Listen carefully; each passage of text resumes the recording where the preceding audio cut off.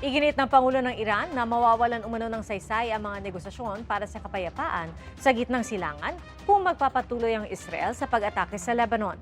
Ayon sa Civil Defense Service ng Lebanon, hindi bababa sa 254 ang patay at mahigit 1,000 ang sugatan sa mga pag-atake. Saksi si JP Soriano.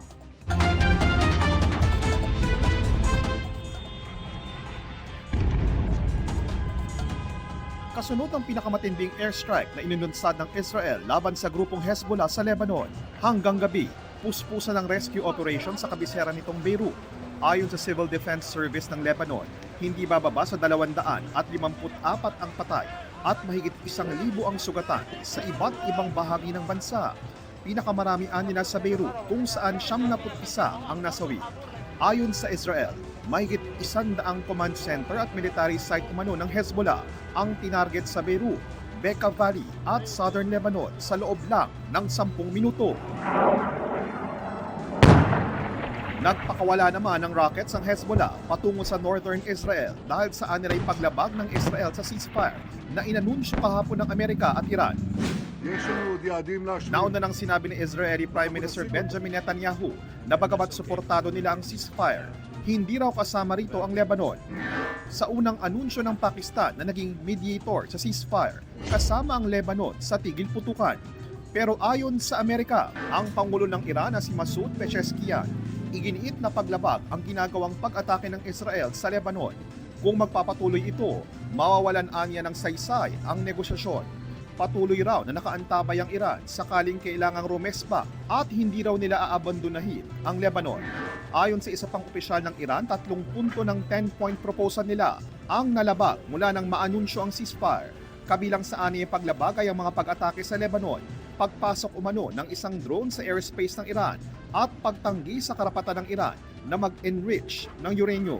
Kahapon, sinabi ng Pakistan na kinumpirma ni Pezeshkian na lalahok ang Iran sa ikinasang negosasyon sa Pakistan.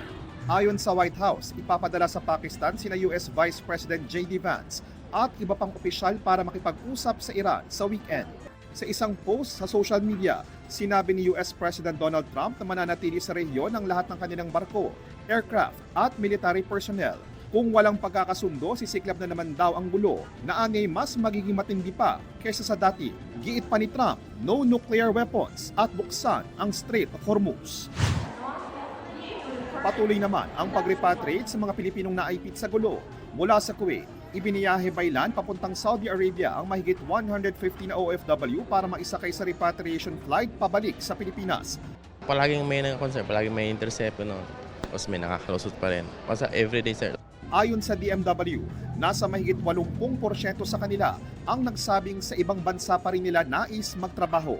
Ina-analyze na namin yung skill sets sa mga nakauwi at nakahanap kami ng 200,000 job orders doon sa skill sets sa mga nakauwi. Asia, Europe, Africa, Americas. Kasabay nito, bine-verify ng DMW kung may mga barkong nakalabas na sa Strait of Hormuz na may sakay na Pilipinong tripulante.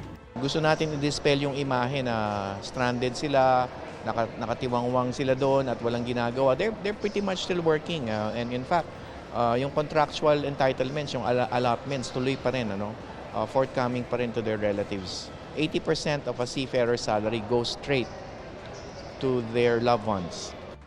Tinututukan din ng DMW ang lagay ng 14,000 Pilipino sa Lebanon.